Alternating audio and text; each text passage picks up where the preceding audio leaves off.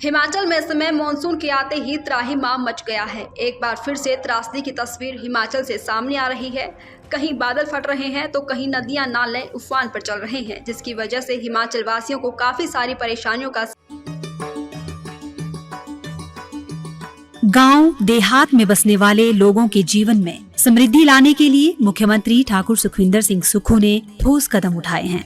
खेत में लहलहाती फसल देखकर खुश होते किसानों की खुशी को मुख्यमंत्री ठाकुर सुखविंदर सिंह सुक्खू ने दोगुना कर दिया है। प्रदेश में प्राकृतिक खेती को बढ़ावा देकर ग्रामीण अर्थव्यवस्था को मजबूत किया जा रहा है।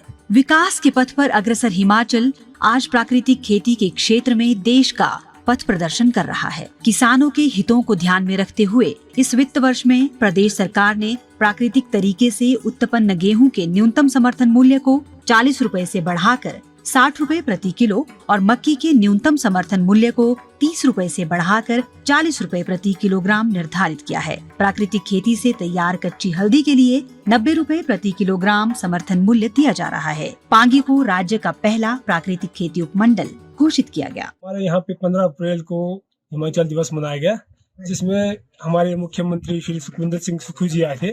तो उन्होंने हमारे पांगी को एक प्राकृतिक खेती के लिए प्राकृतिक उपमंडल घोषित किया है।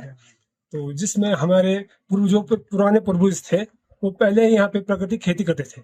यहाँ मतलब कोई रसायन कोई केमिकल यूज नहीं किया जाता था। इस कार्य के लिए मैं सरकार से बहुत खुश हूँ और मैं उसका बहुत आभार व्यक्त करना चाहता हूँ। प्राकृतिक खेती की सफलता का आकलन इस बात से किया जा सकता है कि इस रबी के मौसम के दौरान अब तक 653 किसानों से 1668 क्विंटल गेहूं की खरीद की गई है। किसानों को 2 रुपए प्रति किलोग्राम की दर से परिवहन भाड़ा भी दिया गया है। जो गेहूं हमारी इस बार हुई है उसकी क्वालिटी बहुत अच्छी है और जो सरकार की तरफ से हमें इसके लिए रेट दिया गया वो 62 रुपए किलो के हिसाब से जो रेट मिला है, तो उसके लिए हम लोग शुक्रगुजार हैं हमारी सरकार के। स्पेशली अगर हम बात करते हैं सुखविंदर सिंह सुक्खू जी की, हमारे माननीय मुख्यमंत्री जी, तो ये बहुत अच्छी मुहिम है जो सरकार के द्वारा चलाई जा रही है।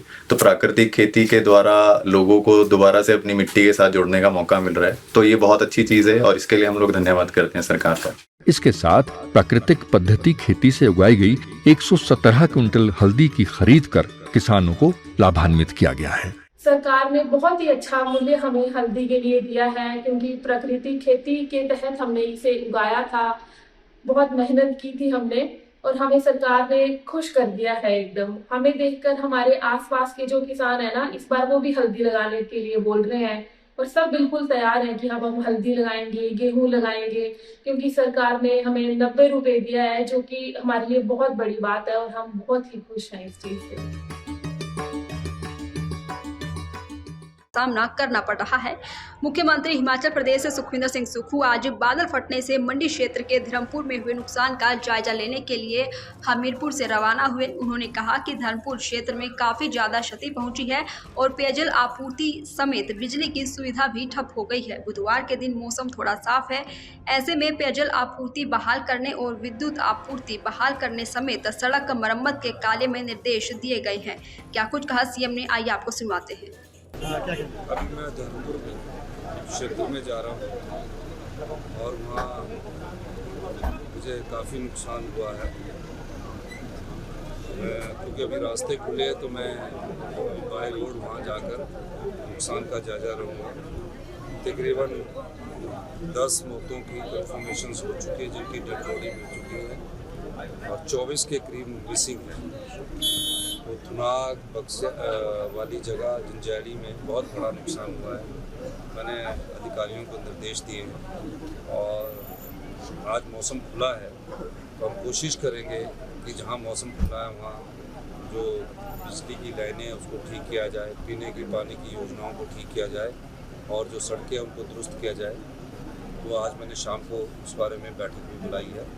अभी मैं धर्मपुर विधानसभा क्षेत्र का दौरा करने के बाद शिमला पहुंचूंगा, फिर शाम को बैठूंगा। दैनिक सवेरा के लिए हमीरपुर से अरविंदर की रिपोर्ट।